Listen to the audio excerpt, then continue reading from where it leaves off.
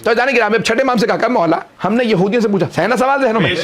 میں چلا جاتا ہوں مجھے یاد رہتا ہے میں کہاں سے گیا تھا. تو جانے کہ اب امام سے کہا مولا قرآن کیا تھے؟ ید اللہ وقالت الیہود ید اللہ مغلولہ، اللہ کا ہاتھ ٹوٹا ہوا. کہا ہم نے یہودیوں سے پوچھا، وہ تو کہتے ہیں ہمارا عقیدہ نہیں ہے کہ اللہ کا ہاتھ ٹوٹا ہوا.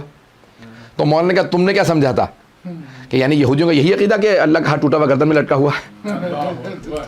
پڑھتے وقت بھی تو کہا پھر مولا کیا مراد ہے اس آیت سے کہ اللہ کہہ رہا ہے اس کے دونوں ہاتھ کھلے ہوئے ہیں؟ تو کہا مولا نے فرمایا کہ اللہ کا جسم نہیں ہے. کہا پھر وہ یہودیوں کے لیے اللہ نے کیوں نسبت دی کہ وہ کہتے ہیں کہ اللہ کا ہاتھ ٹوٹا ہوا؟ کہا کیونکہ یہودیوں کا عقیدہ یہ ہے کہ اللہ نے تقدیر لکھ دی ہے اب بدل نہیں سکتا. پتہ نہیں لوگ ہیں یا نہیں؟ اللہ نے تقدیر لکھ دی ہے اب بدل نہیں سکتا. کہ جس نے تقدیر لکھی ہے وہ بدل نہیں سکتا. یمحو اللہ ما یشاء ویثبت وعندہ ام الکتاب. امام نے کہا اس آیت میں جواب ہے کبھی نہ کہنا ہمیں قرآن کافی ہے، کبھی نہ کہنا قرآن کافی ہے. تو قرآن پڑھتے جاؤ گے خود بخود گمراہ ہوتے چلے جاؤ گے. قرآن میں ہے یہ، بہت سے لوگ پر خاموش ہو گئے.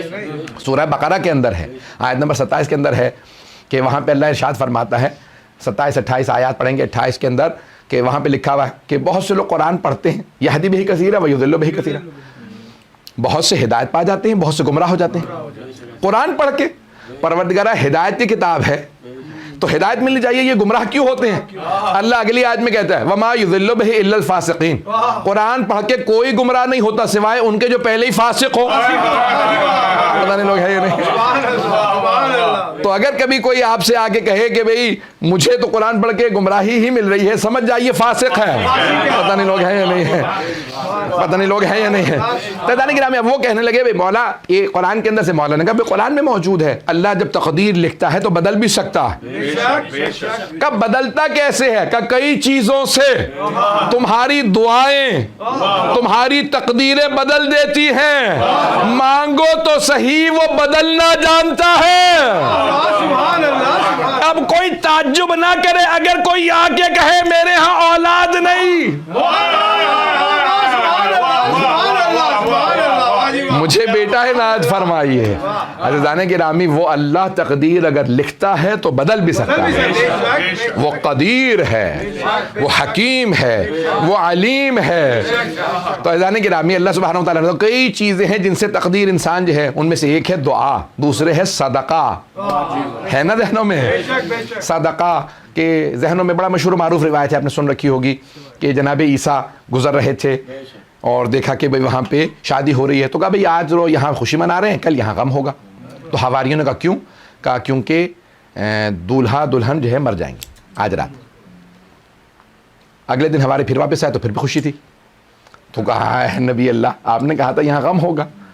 تو کہا پروردگارہ تو نے مجھے خبر دی تھی. کہا ہاں جا کے دیکھو گے تو دولہا دلہن کے بستر تلے ایک سانپ ہے، اس نے انہیں ڈسنا تھا لیکن انہوں نے صدقہ نکال دیا تھا.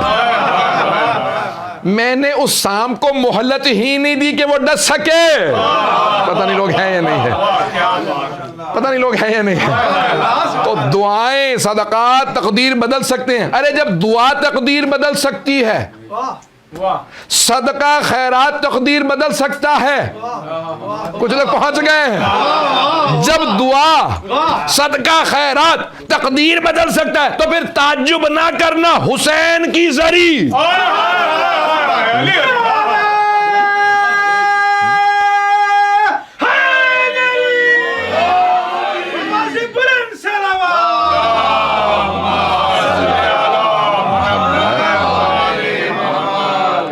میں پورا خون ذکر دے رہا ہوں آپ کی خدمت میں. یہ کیسے کوئی تعجب کرے کہ حسین کی زری تقدیر نہیں بدل سکتی، زری پہ جاؤ تو صحیح. تو اور یہ وہ چیزیں ہیں کہ جو واقعاً مجرب ہیں، یہ تجربہ شدہ ہیں. میں ایک روک کے جملہ پیش کر رہا ہوں اگر سننا چاہیں گے. بہت بڑے ہمارے عالم دین گزرے ہیں، سید شرف الدین عاملی لبنان کے عالم دین تھے، بہت بڑے. ان کی مناظرے پہ بہت کتابیں، النص والاجتہاد، المراجعات، اردو میں بھی ترجمہ ہیں، دین، مکتب اہل بیت، اور مناظرے پہ کتابیں ساری، اور بہت کتابیں لکھی. مسائل فقہ جعفری کے انہوں نے دفاع میں بہت مناظر کیے اور لاکھوں لوگ شیعہ کیے. قوم مقدس میں اکثر جو مصر کے جامعۃ الازہر کے پڑھے ہوئے شیعہ ہوتے تھے وہ کہتے تھے کیسے، تو کہتے تھے ان کی کتابیں پڑھ کے شیعہ ہوں. تو بہت مضبوط تھے، اللہ نے بڑی توفیق دی تھی. سید شرف الدین عاملی، موسوی عاملی، جبل عامل کے رہنے والے، تو اس لیے عاملی کہا جاتا تھا. تو 20ویں صدی میں ہمارے 2 علماء مراجوں نے آل سعود کے زمانے میں حج میں نماز پڑھائی. ایک آقا محسن الحکیم نے اور ایک آقا شرف الدین نے، سید شرف الدین، اور دونوں نے فیصل کے زمانے میں. تو فیصل بہرحال اس نے، بعض علماء نے نقل کیا کہ آقا حکیم سے کہا تھا کہ میں جنت البقیع بنوا دوں گا، پھر اس کے بعد بھائیوں نے ہی اس کے امریکہ سے مل کے قتل کروا دیا. بہرحال اب یہ جا رہا ہے تو بہرحال فیصل نے بلایا، کبھی بلایا میں ملنا چاہتا ہوں. تو آقا شرف الدین موسوی، ان کا بہت نام تھا، کتابیں ان کی چھپ گئی تھیں، ان کا بہت چرچا ہو گیا تھا. جب گئے تو کہنے لگے کہ پہنچے. اب بادشاہ، آپ کو پتا ہے بادشاہ کتنے پڑھے لکھے ہوتے ہیں، کچھ زیادہ میں کچھ نہیں کہنا چاہتا. ہاں تو اب جتنی تعلیم ہوتی ہے آج کل تو صدر اور وزیر اعظم بھی ایسے ہی آ رہے ہیں. تو لیکن بہرحال اب بادشاہ زیادہ ایجوکیٹڈ نہیں، وہ پیسہ باپ دادا بادشاہ تھے تو بادشاہ بن گیا. تو اب وہ اس نے کہیں بلایا آ گئے سید شرف الدین موسوی عاملی کو، اور اپنے جو بڑے بڑے وہابی علماء تھے ان کو ہی بلا لیا. اعتراض کیا آقا شرف الدین موسوی عاملی پہ بادشاہ فیصل نے کہا، کہنے لگے کیا 20ویں صدی آ گئی ہے، لوگ چاند پہ پہنچنے والے ہیں اور آپ ابھی تک گارے مٹی کی قبروں کو جا کے چومتے ہیں. اور مجھے بتایا، یعنی کیونکہ مدینے میں تو انہوں نے زری گرا دی تھی اس لیے گارے مٹی کی قبریں تھیں. اور کہنے لگے مجھے بتایا نجف کربلا کے اندر سونے چاندی کی ذریعے لگا رکھی ہیں، آپ لوگ سونے چاندی کے بوسے دیتے ہیں، یہاں گارے مٹی کو چومتے ہیں. کیا یعنی آپ لوگوں نے ترقی کا کیا سیکھا؟ آقا شرف الدین عاملی کہتے ہیں کہ میں نے فوراً باب الحوائج سے توسل کیا. پتہ نہیں لوگ ہیں یا نہیں. کہا کہ مولا مجھے جواب تو علمی بہت سے ہیں ذہن میں، اس بیچارے کے عقل، اس کی سمجھدانی چھوٹی، پتہ نہیں لوگ ہیں یا نہیں.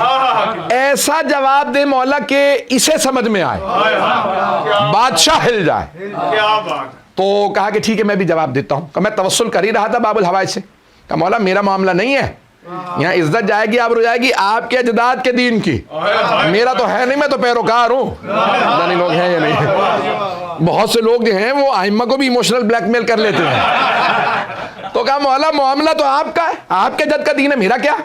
تو کہا جواب ایسا دیں کہ میں بادشاہ کا جواب دے سکوں. کیا میں بھی بیٹھا سوچ ہی رہا تھا کہ کیا جواب دوں کہ بادشاہ کو لگے.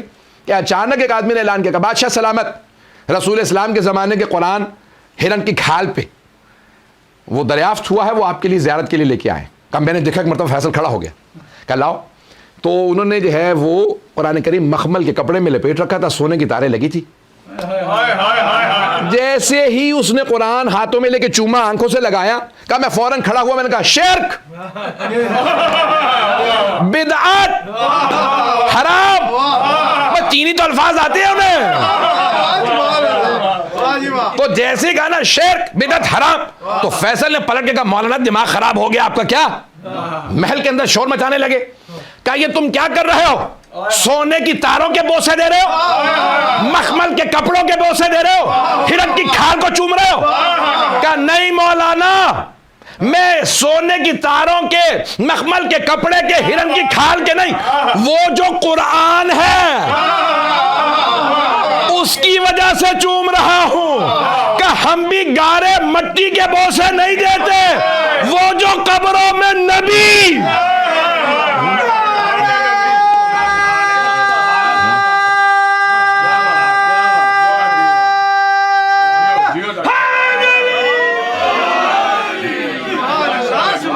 کہا وہ جو قبر مطہر میں نبی و آل نبی ہیں، ہم ان کی وجہ سے بوسے دیتے ہیں.